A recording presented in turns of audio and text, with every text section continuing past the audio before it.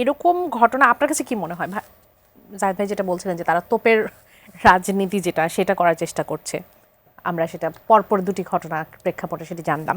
মুজিববাদ নিয়েই বা আপনার ব্যক্তিগত মতামত যদি আমি জানতে চাই, এই বিষয়টা আসলে কি, এটার কেন মুর্দাবাদ করতে হবে, মুজিববাদ কেন বাংলাদেশ থেকে শেষ করে দিতে হবে, গোপালগঞ্জকে কেন চ্যালেঞ্জ করতে হবে? দেখেন, আমি একটা জিনিস মনে করি, ফলদান বৃক্ষ নুয়ে থাকে।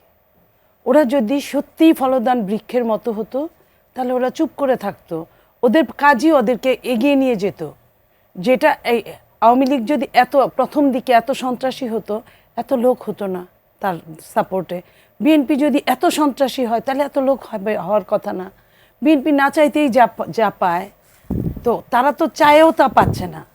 এবং আমার এখানে ধারণা এই দুইটা দলকে তারা সঙ্গে রাখছে এই কারণে, এদের সাথে উস্কানিমূলক কাজ করছে এই কারণে যে অনেক সময় নিজের নাম কেনার জন্য এদের সাথে জোর করে ঘষা দিয়ে ঝগড়া করার জন্য, যাতে আমি এখানে আমার স্থায়িত্ব টিকে, বা আমি দেখিয়ে দিতে চাই, বুঝিয়ে দিতে চাই, কিংবা দেশটাকে এক ধরনের ডেস্ট্রয় করতে চাই।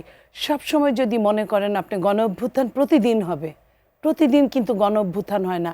আমি যদি আপনাকে একটা কথা বলি, গোপালগঞ্জে অথবা আজকেই ধরেন, যদি আইন শৃঙ্খলা রক্ষাকারী বাহিনী তাদের সাথে না থাকতো, তাদেরকে ওইভাবে প্রটোকল না দিত, তাদেরকে ওইভাবে আপনার ট্যাঙ্কের সেই অন্ধগলির মধ্যে ঢুকায় চ্যাপ্টা করে না ফিরে নিয়ে আসতো, তাহলে কি তাদের কি অবস্থা হতো আমি একবার চিন্তা করি।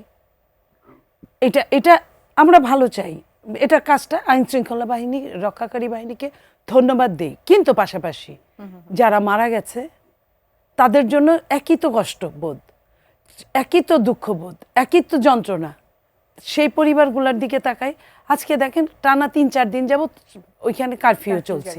কারফিউর মধ্যে কয়জন আপনার ৪-৫ হাজার লোক ধরেন ওই মিটিংটায় আসছিল প্রতিবাদ করতে। একটা জেলায় কি ৪-৫ হাজার লোক থাকে? একটা জেলায় মিনিমাম ১৫-২০ লাখ লোক থাকে।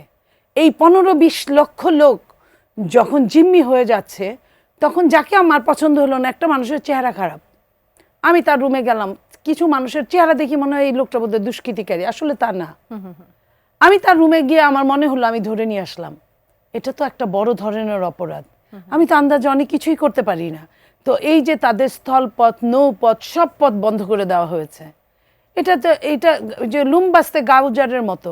তো এই একটা কয়েকটা লোককে বাঁচানোর জন্য যদি একটা জেলাকে, একটা দেশকে ডেস্ট্রয় করে, এবং তারা কি বলে একটা জেলা যারা সামলাইতে পারে না, যে সরকার, সে সরকার আবার নির্বাচন কি দিবে। তার মানে ঘুরে ফিরেই কিন্তু ওই কথা, যে কলা সুলাইলা কেন বুঝায় দাও যে আমি এটা চাই না, তুমিও এটা চাইবা না।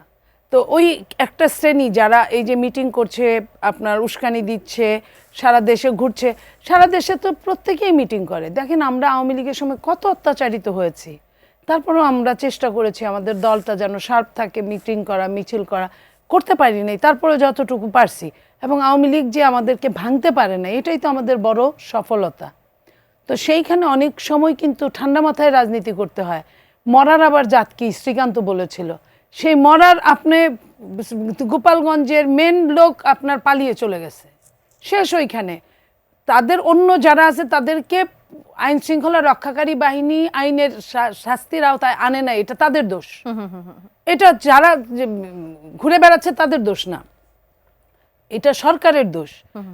তো সরকারের দোষ সরকারকে না দিয়ে তাদেরকে আমি মুর্দাবাদ, জিন্দাবাদ, এই যে কি মুজিববাদ, মুর্দাবাদ, এটা আপনি যদি মুজিবের ঘরের মধ্যে গিয়া বলেন, একটা মানুষ যদি আপনার আধামরা মুমূর্ষু রোগী হয়, সেও তো উঠা দাঁড়াবে।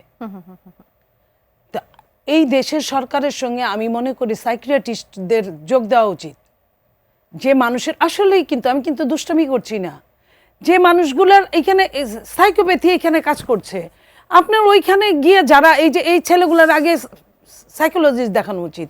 এরা কি চায়? এরা যায় যখন এই ধরনের উস্কানিমূলক কথা বলছে, তখন উস্কানিতে উদ্বুদ্ধ হলে কেউ তারে আপনিও শাস্তি দিচ্ছেন, আমিও শাস্তি দিচ্ছি, সবাই। এই যে দেখেন কথাগুলো কিন্তু অপরাধীর পক্ষে চলে যায়। আমার কথা হলো অপরাধী আত্মপক্ষ সমর্থনের কেন আপনি সুযোগ দিবেন না? কেন পাবে না? গোপালগঞ্জ ধরেন পুরাটাই খারাপ, পুরাটা খারাপ হলে আইনের আওতায় নিয়ে আসেন না তাদেরকে আপনি ভাতে মারবেন, পানিতে মারবেন, এমন বলাও হয়েছে। তাদের সব কিছু লাইন কেটে দেওয়া হবে, এই কেটে দেওয়া হবে, এইটা করা হবে, ওইটা করা হবে। কেন? তারা এই দেশের নাগরিক না। আমি কখনো এটা চিন্তা করিনি। আমি একজন বিএনপির একদম ছাত্রদল করা থেকে আমি একজন, আমি পর্যন্ত এই কথা বলছি কারণ আমি আত্মপক্ষ সমর্থনের সুযোগের কথা সুযোগটাকে আপনি বিশ্বাস বলতে করেন। চাই।